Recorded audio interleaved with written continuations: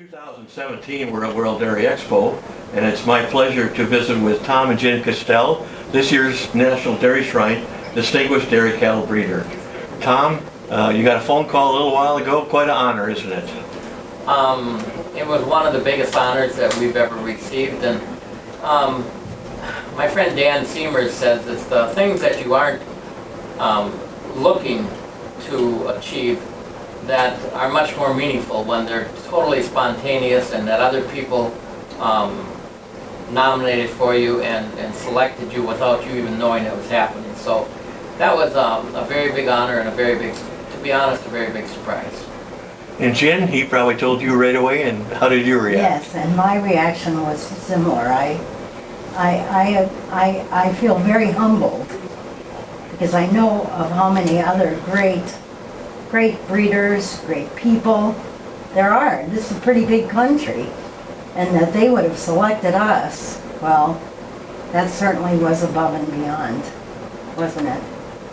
Well, you really are deserving of the award, and you've done a lot of work throughout the years with a lot of people, and both internationally and this country, and you're bringing quite a crowd with you to the banquet tonight, aren't you? Yes. Yes, we are. And you know, we didn't want to inconvenience anybody by having him come for us. And so my friend, who happens to be our lawyer, we thought, I don't want to make him drive down to Madison. So I walk into the World Dairy Expo. The first person I meet is George, who is here. And so we had lunch with him just now. And but we tried to invite people who are important to us in our daily lives, because we didn't win this award on our own. We did it with the support and help of other people, and individually they are more important to me than I am to them in most cases. So, but as a group, we have a very strong support cast, and we're very proud of the people we work with. Well, and I think the fact that after 20, 25 years of dealing with the same people, and you know, you really call them your friends at that point. Well, you really bring out the world in World Dairy Expo. I know that when some of those press releases hit, you got calls from many places in the world. Why don't you give a little idea of some of the foreign people that are coming? Well, from China, we have Mr. Long, who we've been dealing with for 35 years probably. Yes. And our friend Gao was coming from, Gary Gao from China, but he got injured on the plane last night in turbulence. We have people here from Holland, Pakistan, Saudi Arabia. We have people from all over, and even from Waldo. Even from Waldo, where you're from, that's right. That's right. Well, it's a testament to you, and I know that we'll talk a little more about your herd, but you've really been involved with the embryo market and are very well known for that. And tell us how you got into that and what led you to go that direction. When we first started farming, it's similar to what it is right now. We ran a fairly large crop operation, and every year you would invest a lot of money, and you didn't know if you were going to make any money or not at the end of the year. So me and Jen talked it over, and we decided that we were going to invest in some elite genetics, and if things worked out, we could return our investment in 1 year and still have the original investment intact. And dairy farming is one of the few things that I call is a kind of a pyramid thing. You start out a reverse pyramid. You start out with one and you grow into many. And this is what the system we've worked for many years, is to start out with some elite animals and then develop a whole elite group out of them. And so you can merchandise out of them and still have them back as your base. And obviously you've done very well at that. Why don't you give us a little statistics about the herd average, your average production, and some of the type characters? It's just unbelievable. Our goal is not to have a high herd average or to have a high BAA. We want that to be a result of what we do. And so right now our rolling herd average is right at 45,000 pounds of milk. For the last year, we've averaged 130 some pounds of milk a day, every day of the year. And the BAA on the herd is at 111.4. I think it's 56 excellence and 72 are very good. And there was only one cow in the barn that doesn't either have a very good or excellent udder. So we've been able to maintain udder quality with high production, and that's huge. But we started at 99.8. You So have it's made been a journey, it's Yeah. been a journey. You've made a lot of progress. Tom, why don't you give us a little idea of what your breeding philosophy is? well, to sum it up, it's really quite simple. We want functional cows that milk a lot. And we want cows that are efficient. We've been able to get 2 pounds of milk out of every pound of dry matter, which is very hard for people to do. And Dave, this is something that you told me many years ago. The bull studs are successful 1 out of 10 times, and they're considered a hero. And on the farm, if we're successful 1 out of 10 times, we're out of business. And so you can't breed cows like a bull stud, but you have to breed them for what you're going to milk. And my dad taught me this many years ago when I was a small child. He said, to make progress, you put 1 foot in front of the other, and you keep going forward. If you make 1 step forward and 2 steps back, you are worse off than you were before. So the whole idea is to keep going forward on a steady pace, have a goal, and then don't vary from that goal. If the goals change, then you can change your direction, but you have to stick with the basic goal of going forward. And people who jump from one thing to the other, it seems you never get any place. And if you don't have a goal, an end goal in mind, if you get lost along the way, if you have a goal, you can ask directions and get to the goal. If you don't have any place you're going, it's pretty hard to ask somebody, well, I'm going someplace, but I don't know where. And they'll say, well, when you figure that out, then come and talk to me, you know. Yes. It's a certain way of saying you're getting nowhere pretty fast. Yeah. That's right. In terms of, I know that you would like to thank a lot of people, but Yes. you've worked with an ET veterinarian that's been very good. You might want to mention him because he's been a big part of your program, hasn't he? Byron Williams has worked with us ever since he got out of college. I think we both consider ourselves peers. He's a very intelligent, very thoughtful man, and I have a saying, you are what you are when nobody else is watching, nobody else is looking. I never have to question anything that Byron does. He works in his laboratory on the farm. Everything he does to his best, whether somebody is watching or not. And I can totally rely on what he does. And we talk things over. He'll be there tonight supporting us. His wife has been very supportive.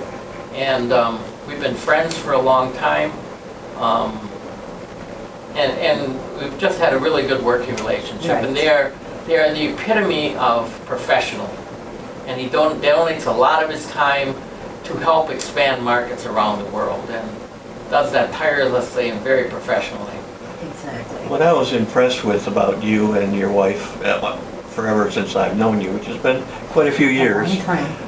is that you're willing to take the advice of experts and do that, and you've gotten involved in international trade, and I know developed a very good relationship with the Wisconsin Department of Agriculture, your export division. How did that all start, and what gets you involved in that? Well, first of all, exporting is a trial and error thing, and it becomes a relationship thing. It's pretty hard to sell things to somebody who you've never met before, and you don't have trust. We started out in Europe with rather a caustic phone call from Harry Bruckels, because he thought I wasn't going to honor a contract on a cow that I had purchased. He had contracted, and I told him, I said, if you have a contract on a cow, we'll honor whatever the situation is. We've been friends for probably 30 years now. We own cows together on my farm and in Europe together, and so it's just been great. He he's another friend who couldn't come to this tonight because he had a knee replaced and he's having some issues. But his two friends are here, but we talk on the phone a lot. Foreign sales are based on relationships, and that's what you have to maintain. A friend of mine, Don Stege, who ran Wisconsin Holstein Service, taught me something years ago. He said, never promise more than you can deliver, and always deliver more than you promise. And I had that come back to me this week. A young boy from Russia sent me an email and said, I don't want to promise more than I can deliver, because I've said that to him so many times. And that is so important in business, that you deliver what you say and more. And I'll give you an example. There were some Mexicans at our farm yesterday, Mexican dairymen, good dairymen, and I told them if they wanted to buy some embryos out of the world record cow. And I said, you know, if we make a deal today, I will give you embryos from her as a present. And I've done that before. To put a price on a cow like that is very hard, but as a gift, people really appreciate that. And they don't forget it. You had 2 world record cows. I mean, I don't think it's unheard of to have them related in the same family. You've been pretty blessed with the genetics that you bought and developed. And developed for 35 years. We have been, and some of it's been luck. There has to be luck involved, but some of it's been a plan, and a lot of it's been a plan, and persistence, and doing everything else around it to make these things happen. And so, you know, things don't happen in an isolated vacuum. You know, the whole surrounding around our farm is to produce a lot of milk and out of good cows. And these world record cows, I think anybody could be proud to put them up on the screen. One's 92, 95 in the other, and the other one is 93, 95 in the other also, her daughter. And we lined up family members in the barn yesterday, and there were 5 of them that averaged 70,000 pounds of milk. So that's pretty amazing. And but it's persistence over an extended period of time and having a plan.